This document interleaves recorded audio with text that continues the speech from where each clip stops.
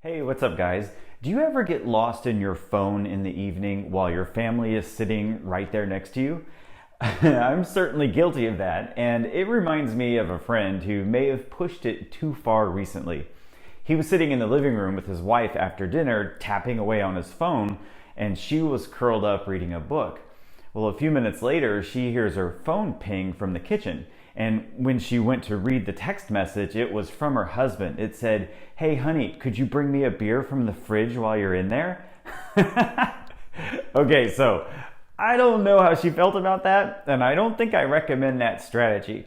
But I do want to talk about something that I sense everyone is dealing with these days: shutting down in the evening. September's been an interesting month with my private clients. Almost in unison, everyone with children starting the fall semester asked to delay their coaching sessions while they got their household under control. And so it's clear that adjusting to this school year has been a challenge for families all over. Now, I don't have kids of my own, and I remember feeling a bit smug that I didn't have to cope with the pandemic, working from home, and schooling from home. And for a moment, I was patting myself on the back for having my own daily life under control, except that it really wasn't. It didn't take long for me to realize that my days, even without children, had become stressful in their own way.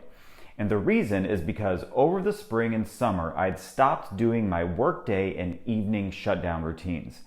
These two rituals are key to a peaceful evening, and they're absolutely essential if you're self-employed, running a busy household, and intend to be a top producer. So the shutdown routines are two simple concepts that I can explain quickly, so listen up. First, the only way you're ever going to consistently enjoy your evenings is to learn to put work away each day. And a workday shutdown routine is a process that helps you do just that. Now, the great thing about it is that you get to decide what the routine is and when it gets done each day. So for comparison, here's mine. First, I decide when I'm going to stop work each day. Now, it varies, but this year it's most commonly been at 4 p.m. And then 30 minutes before it's time to stop, I do these four things. First, clear email and all other messages. That means I go through my email, text message, social DMs, and voicemail and see if there's anything urgent that I've missed. The key here is the word urgent, because there's always something important, but rarely is anything truly urgent that must be done right then or like the world's going to end. Okay? Then second, with my goals and projects in mind, I decide which three things will be my most important tasks the next day. And simply making that decision in advance puts you miles ahead of your competition. Then third, I put those three things, the top three, in my calendar for the next day. And they're time blocked just like any other appointment, and as often as possible scheduled to be done before noon. And then number four, I go on a walk where I'll listen to a podcast or an audiobook, or sometimes nothing at all. Just I'll observe the world around me. And I found that making decisions about the next day combined with that physical activity works really well with helping you put away work mentally. And then by the time I'm done with the walk, I'm thoroughly disconnected from work, and it's time to start the second ritual, the evening ritual. Now, the evening ritual also has four parts. The first is to put my phone on the charger in the kitchen so that it doesn't follow me around the house all night. And the notifications are turned off and it's in silent mode.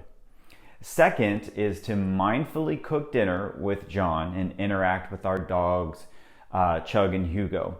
All of our food these days comes from a farmer's market, and so we've really gotten into cooking. Then we'll sit at the table, number three, with no TV, just the radio in the background, which is usually Delilah. You guys know her in a radio show? And now don't fall off your chair. We look at each other and we talk. And my favorite question is, "Hey babe, what's your favorite part of today?" So after we're finished eating and answering that question, then I'll go right in my evening journal. Right here. So I use this journal. It's called the Full Focus Journal, and it's a great complement to the Full Focus Planner, which I also use. And what I love about this is that it's a self-guided, it guides you through 8 questions.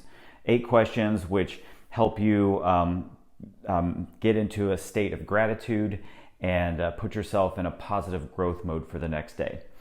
So when I'm done doing these 2 rituals, evening is relaxing and enjoyable. And even better, I'm setting myself up for a great night's sleep so I wake up recharged and ready to go the next day. But like all things simple to explain, they aren't always easy to execute consistently.